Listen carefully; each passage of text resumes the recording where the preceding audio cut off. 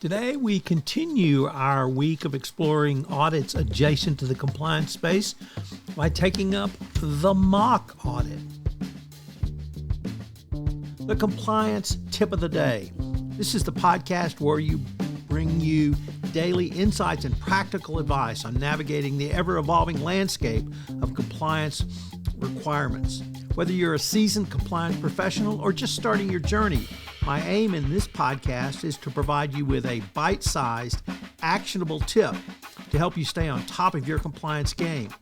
And now I'd like to say a few words about the latest podcast on the Compliance Podcast Network, AI Today in 5 with 5.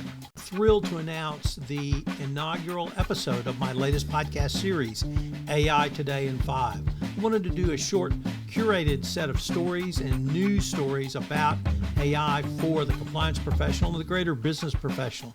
You can check it out on Megaphone, the Compliance Podcast Network, Spotify, iHeartRadio, or Apple, or wherever great podcasts are listened to. Check out AI Today in 5. Today we take up the mock audit, which is an audit performed prior to a regulatory mandated audit, and it allows companies to assess where they are before it's for real. There are many regulated organizations which have required audits. One of those organizations is power plants, which are subject to numerous levels of oversight, including various ISO standards. And I heard a speech where a compliance officer from one of these organizations talked to us about the mock audit.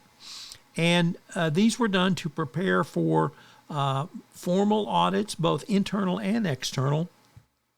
And in the mock audit, the team would go through the factors which it believed would be reviewed in a formal audit at a power plant.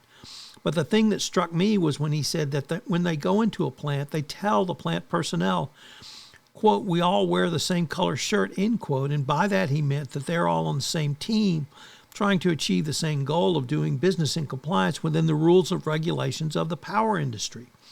Coming from the energy services industry, the color of one's shirts means something, and so I think that can be a powerful metaphor for a compliance professional to use.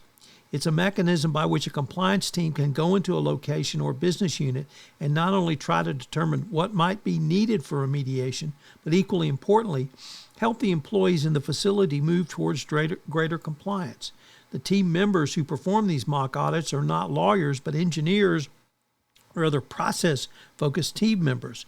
These mock audits help to uncover gaps that need closing before any of the regulatory mandated audits by external teams.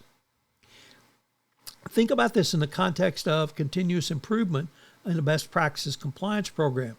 Typically, such monitoring and annual assessments are only done by the lawyers.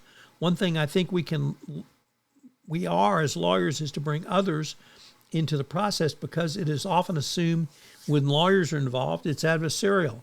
It sometimes feels and sounds like we are trying to find a violation or something wrong regarding a company's compliance programs.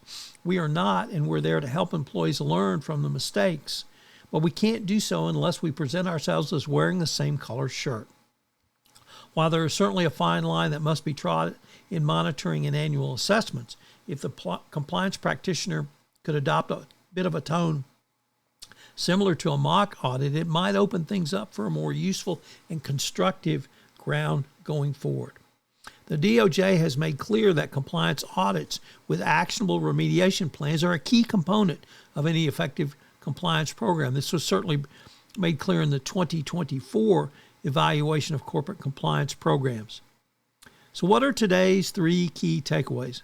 Well, number 1, always remember that compliance folks and the business folks wear the same color shirt, and remind them of that. 2, review your findings with a group being assessed so that you can have a conversation with them. And 3, use the mock audit to both learn and educate.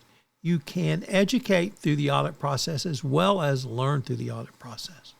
I hope you will join us tomorrow for our final episode of an HR audit for compliance. Things that I'm happy to do for you, the compliance profession, is if you have a question or a series of questions you would like some compliance tips on, I'm happy to take any requests that you might want, certainly anonymize them, and give you a quick tip, either one quick tip or maybe a week's worth of quick tips. So if you have any tips you want about your compliance program, you can shoot me an email at tfox@tfoxlaw.com.